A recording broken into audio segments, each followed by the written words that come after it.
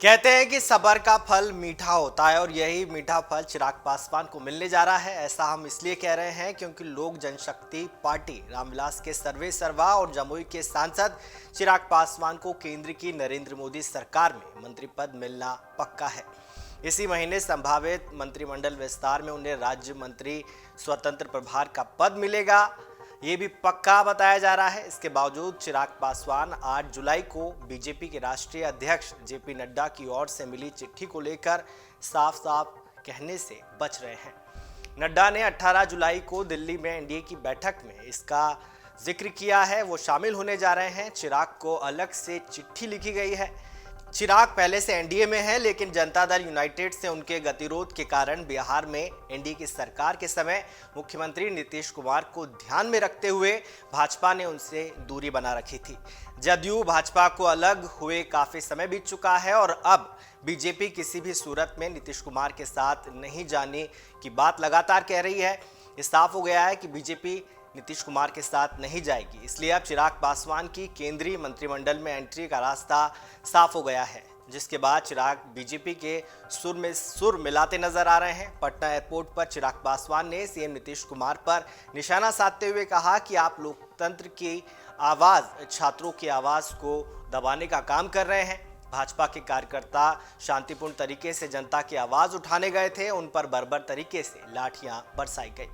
इसमें एक नेता की मौत हो गई, एक परिवार का मुखिया छिन गया। उस परिवार पर क्या बीत रहा होगा, इस बात को मुख्यमंत्री नीतीश कुमार को कभी समझ नहीं आएगा। थोड़ी सी संवेदना तो होनी ही चाहिए।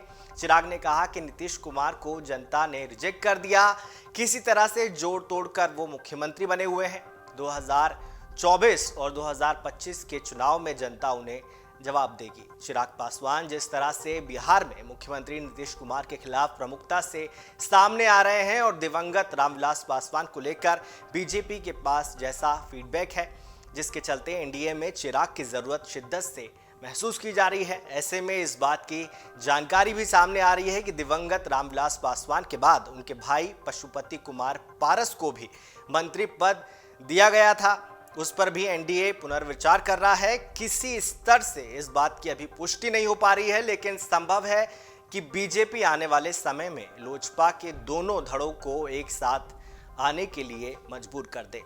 भाजपा लोजपा को बिहार की 40 में से 6 सीटें देना चाह रही है।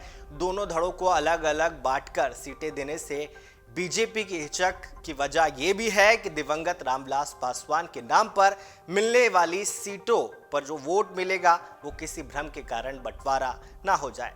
2019 के लोकसभा चुनाव में बिहार की 40 में से 6 सीटें दिवंगत रामविलास पासवान की लोक जनशक्ति पार्टी को दी गई थी। उस समय बीजेपी और जदयू ने 17 सीटों पर प्रत्याशी उतारे थे। जदयू के 16 प्रत्याशी जीते थे, जबकि भाजपा के सभी 17 और लोजपा के सभी 6 प्रत्याशी जीतने में कामयाब रहे थे। आपको बता दें कि कांग्रेस जहां विपक्षी पार्टियों का कुनबा बढ़ाने में जुटी है, जिसमें कई पार्टियां बढ़ चढ़कर हिस्सा ले रही हैं, तो दूसरी तरफ बीजेपी एनडीए में कई छोटे राजनीतिक दलों को लाने का प्रयास कर रही है, ताकि जातिगत समीकरणों को साधने में कोई कमी ना रह जाए। यूपी और बिहार दो ऐसे राज्य हैं जहां बीजेपी जातियों को साधने में जुटी है। 2014 और 2019 की जीत में बीजेपी को सोशल इंजीनियरिंग का बहुत फायदा मिला था। ऐसे में बीजेपी कोशिश कर रही है कि 2019 का करिश्मा वो 2024 के लोकसभा चुनाव में भी दोहरा सके। लिहाजा 2024 लोकसभा चुनाव में भी बीजेपी अपनी पुरानी राह पर चल पड़ी है। इस पूरी कवायद का बीजेपी को फायदा होगा या नुकसान, ये तो आने वाला वक्त ही बताएगा। अमर उजाला अब आपके टीवी पर भी। अपने स्मार्ट टीवी पर YouTube पर सर्च करें अमर उजाला, चैनल सब्सक्राइब करें और देखें ताजा खबरें, वो भी HD क्वालिटी में। और हाँ, बेल आइकन दबाना ना भूलें ताकि हर खबर हो आपके घर। अमर उजाला, निष्पक्ष, निर्भीक, निरंतर।